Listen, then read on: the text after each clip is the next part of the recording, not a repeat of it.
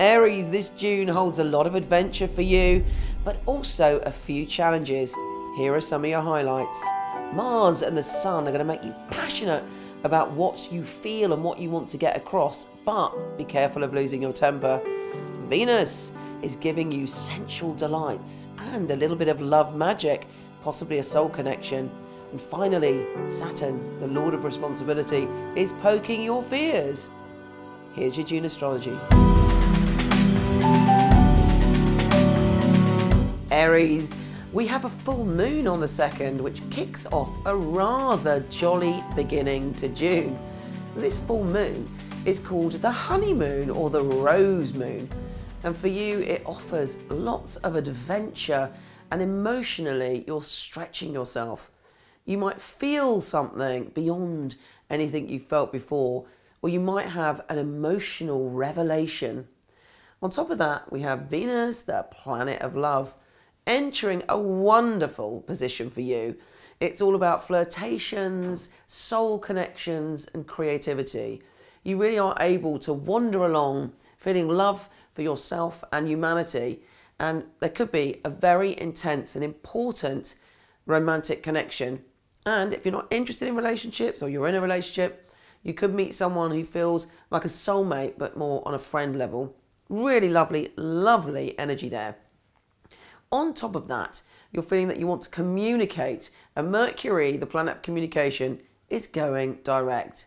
This is a relief for you because it may be that you've had all sorts of communication issues, misunderstandings, and lots of chaos when it comes to what you want to say and how you want to be understood. And there's nothing worse for an Aries than being misunderstood. You're very sensitive to that. So when Mercury goes direct on the 11th, you start to feel things ease and you're able to say what you need to say, and you think, thank God for that, it's all a bit clearer now. We then have something that's going to shake you up a little bit, and that's Neptune is going retrograde. And there's a part of you that can use this opportunity of Neptune going retrograde to examine which of your dreams and actually which of your romantic ideals are real. Perhaps you've got carried away recently, because on some level actually you're going through some massive spiritual evolution. You're opening up to your psychic ability or to your sensitivity in some way. You may have had more synchronicities or more coincidences. But Neptune is going, okay, let's sort the wheat from the chaff. What is a real spiritual awakening and what's wishful thinking or illusion? This can also apply to your love life. There is a certain power this month that's about really looking at the past. We also have Saturn, the Lord of Transformation, going retrograde. And that is actually big news. And it's going to have a massive impact until September. Basically, for 2.5 years, you were learning a very intense lesson.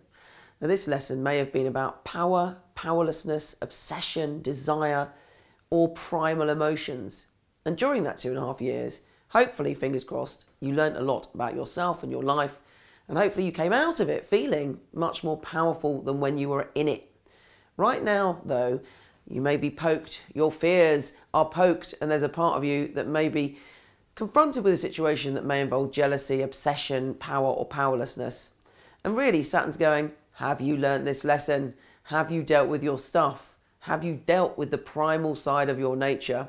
Fear not. If you have, Saturn is great at bringing a reward at this end of the journey. So if you've learnt your lessons, expect something fabulous and a sense of freedom and empowerment. We have a new moon on the 16th, and this new moon is very powerful for you. I love new moons because it's all about endings and beginnings. We go through a cycle of transformation and we go to the next vibrational level, or certainly the potential is there for us to do that. And for you, this one is all about communicating. You're able to shed an old way of communicating and step into a new way of speaking, of talking, of connecting with people, and actually of understanding your own ideas, and maybe even understanding some new ideas that help to change your life or lead you in a new direction. Powerful stuff. We also have the Sun entering a position for you on the summer solstice, where you start to feel that you really want to be around your home or your family, and there's a part of you that feels very confident and warm and happy when you're around your home environment. Now the Sun is also connecting to Mars and allowing you to feel very passionate about some of the things that you want to do and feel and experience in the world connected to your home and family. But it may feel as if there's some kind of struggle or battle within yourself, and it could involve a man actually, or even a parental figure, but up to you really to handle it with good grace, because the other side of that energy is nourishment and nurturing. And actually it's much easier to persuade people and to influence people when we're being charming and loving and nurturing and understanding. And I think that there's a very powerful lesson for you this month with that. This month truly holds something extraordinary if you trust yourself, really, trust what you've learned, and trust that the next step is about adventure, love, passion, and lessons well learned. Take care, and I'll speak to you soon.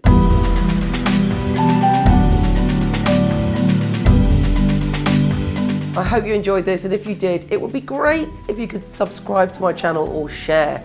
And also, if you want more written and in-depth free astrology and films, go to my website horoscope.co.uk.